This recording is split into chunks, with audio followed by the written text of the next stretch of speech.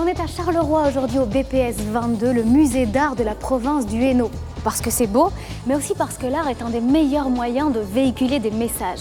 Et c'est le cas avec cette exposition temporaire de la féministe anglaise Margaret Harrison, artiste et activiste depuis plus de 50 ans.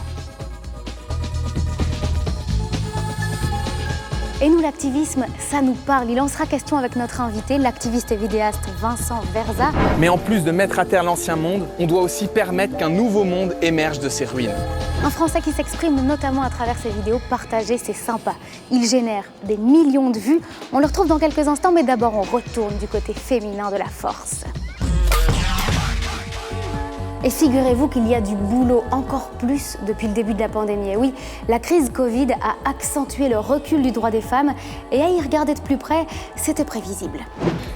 Quand les femmes prennent soin de la planète, de l'environnement, de leurs proches, elles le font généralement sans être rémunérées correctement, voire même sans l'être du tout. Avant la pandémie, les femmes consacraient déjà 2 fois plus de temps que les hommes aux soins de leur entourage, aux enfants et à leur éducation. Aujourd'hui, d'après l'ONEM, 75% des congés parentaux corona octroyés ont été demandés par des femmes. Encore asservies 2 fois plus que les hommes aux tâches ménagères, ont-elles eu le choix quand le télétravail est devenu une norme ?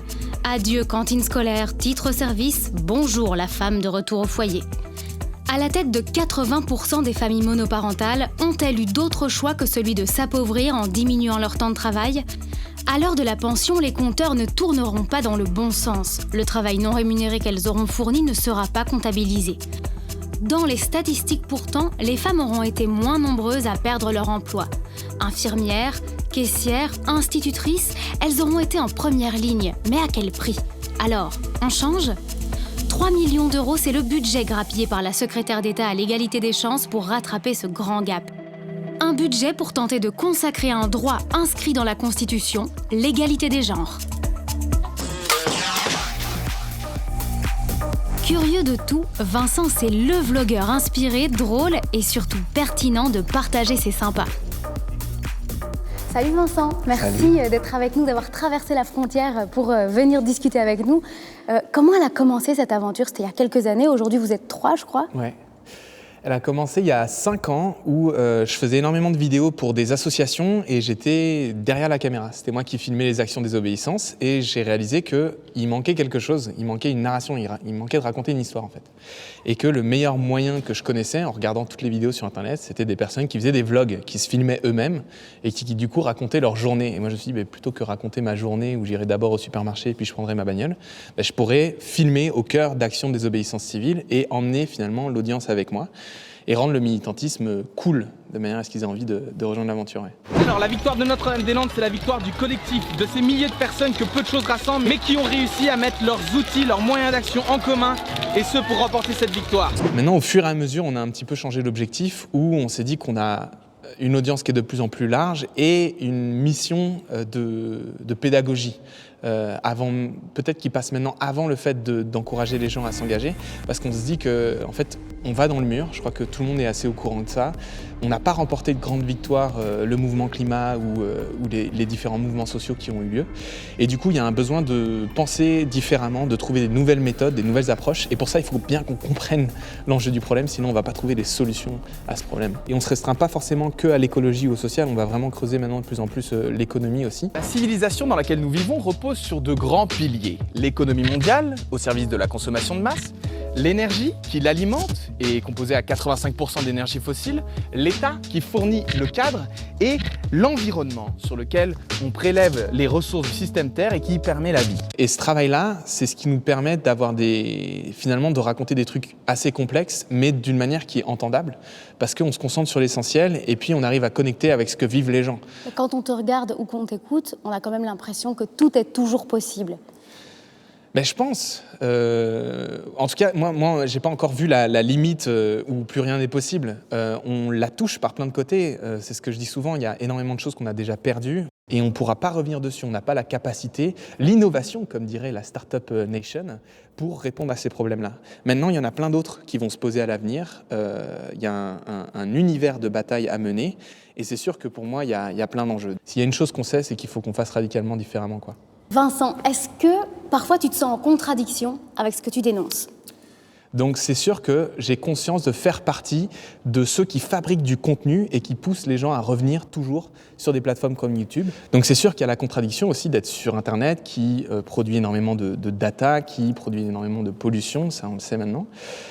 Et je pense que c'est une critique qu'il faut prendre en compte et en même temps qui est évidente au sens où personne ne peut s'extraire du capitalisme. S'il y a une chose qui est bien claire, c'est qu'il est partout, il est présent, il est dans nos vies, il est dans nos poches.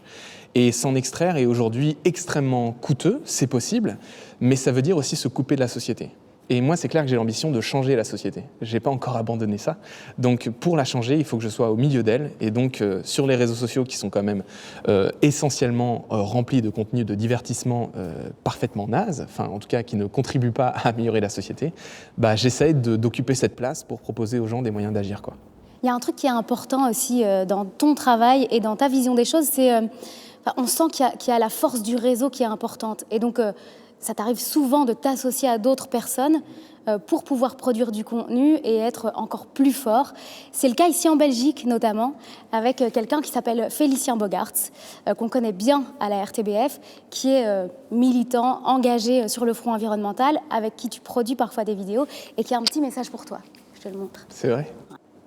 Mon cher Vincent, bon d'abord merci pour l'état dans lequel tu m'as laissé la salle de bain ce matin. On aurait dit la mine de Hambach. Bon, Gwenaël m'a demandé de dire un truc gentil sur toi. Et après 3 bonnes semaines de réflexion, j'ai quand même trouvé quelque chose. Je me rappelle du moment où je t'ai découvert, ça devait être il y a 3 ou 4 ans. J'étais à ce moment-là comme beaucoup d'ados, complètement pétris de torpeur et de déréliction, sous les draps à ne pas se voir que faire dans ce monde effrayant. Et je te voyais, toi, sur mon écran, tout gaillard, plein d'énergie, à aller partout, à vouloir stimuler les gens, à faire en sorte qu'on se bouge pour reprendre un peu notre sort en main. J'étais très impressionné. Je dois dire, c'est peut-être aussi un peu énervant au début. Je me dis, mais comment ce type fait pour être si optimiste, pour être comme ça, tout plein d'espoir et pour avoir cette énergie. Et avec le recul, je dois dire que ça a certainement contribué au fait que nous aussi, on décide de se bouger et de faire le billet vert. Donc merci pour ça. Merci pour l'énergie que tu dégages. On a besoin de gens lumineux comme toi, particulièrement aujourd'hui.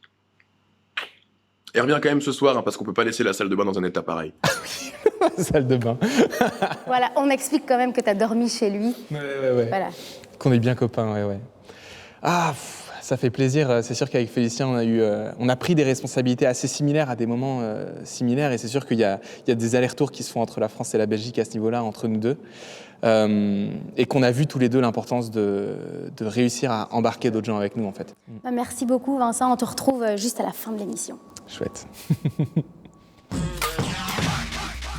Je pense que si tu regardes des émissions sur l'environnement, à un moment ou à un autre, t'as dû être en bad. T'as dû ressentir une forte angoisse face à un monde qui se casse la gueule et c'est normal. En fait, c'est une réaction parfaitement saine. Tu es saine d'esprit.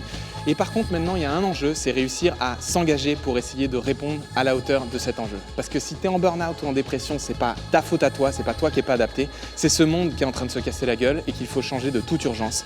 Et on a besoin de toi pour le faire. Engage-toi.